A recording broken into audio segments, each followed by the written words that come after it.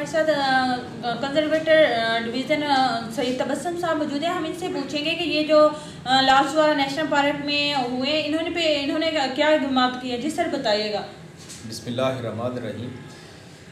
لال سوارا national park 1,62,580 ایکڑ کے قریب ہمارا یہ لینڈ ایریا ہے, جس میں ڈیزرٹ کا کمپوننٹ بھی ہے, اریگیٹڈ پلانٹیشنز بھی ہیں, اور یہ 4700 ایکڑ کی یہ ویٹ لینڈ ہے پاٹیسار لیک. تو ایکولوجیکلی اس کی بڑی امپورٹنس ہے. تو انکلوجرز میں یہ بلیک بک اور چنکارا کی پروٹیکشن کے ساتھ ساتھ ان کی ریپروڈکشن ہو رہی ہے اور یہ بڑھ رہے ہیں. تو حالیہ دنوں میں یہ ہمارے جو جتنے بھی اقدامات ہم نے کیے ہیں ان کے پازیٹیو رزلٹس آئے ہیں. ہم نے چیک پوسٹ اسٹیبلش کی ہوئی ہیں, ہماری ویجیلنس ہے.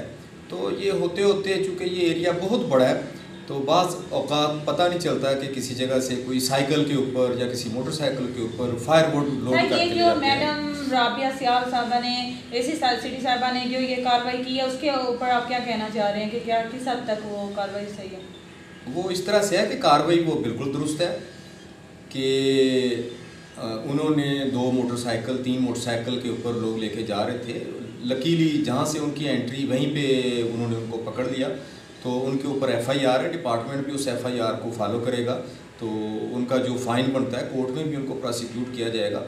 تو میں یہ بتانا چاہتا ہوں کہ یہ فائر ووڈ کی چوری, چونکہ یہ فاگ کے ڈیز ہیں, یہ سویئر ونٹر ہے, تو بعض اوقات ہوتا ہے کہ راؤنڈ دا کلاک کوئی ملازم وہاں پہ اپنی ڈیوٹی نہیں دے سکتا. تو پھر ایسی سچویشن میں بعض اوقات اکا دکا واقعات ہوتے ہیں. لیکن اوور آل جو ٹمبر کی چوری ہے وہ ساری کنٹرول ہو چکی ہے. کوئی 2-3 ماہ سے کوئی ٹمبر کا کوئی ایک بھی انسیڈنس نہیں آیا.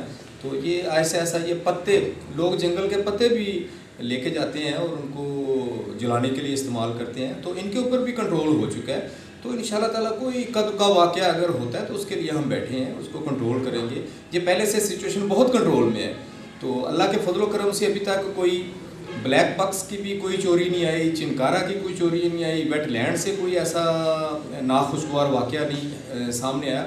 تو میں یہ سمجھتا ہوں کہ حالات انتہائی مثبت سمت کی طرف جا رہے ہیں, اور ساتھ ساتھ جو ڈیولپمنٹ کے کام ہیں وہ بھی ہمارے جاری ہیں. ڈیولپمنٹ میں ہم 2 اسکیمز چل رہی ہیں, ان کے تحت ہمارے ارتھ ورکس کمپلیٹ ہو رہے ہیں. جو ہی یہ تھوڑا اریگیشن ہمیں اویلیبل ہوتی ہے تو ہماری پلانٹنگ ان شاء اللہ تعالیٰ شروع ہو جائے گی. نرسری کا کام, یہ جو آپ نے سرچ پاکستان والا یہ جو مہم چل رہی تھی اس کے اوپر آپ نے کتنی حد تک کام کر لی ہے؟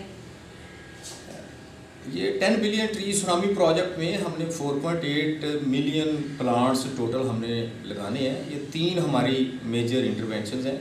ایک تو اسٹیٹ فارسٹ ہیں جہاں پہ ہم اریگیشن جو فلڈ اریگیشن فلو اریگیشن کے ذریعے ہم یہ پلانٹیشن کریں گے. دوسرا وہ کمپوننٹ جو پہلے کبھی نہیں شامل کیا گیا کہ کچھ ایسے ایریاز ہیں جو ڈیزرٹ ہیں اور وہاں پہ ہینڈ واٹرنگ کے علاوہ اور کوئی طریقہ نہیں ہے کہ ہم پانی کو وہاں پہ لے کے آئیں گے. ہینڈ واٹرنگس کے ذریعے ہم وہ ایریے کو انڈر ٹری کور لے کے آئیں گے.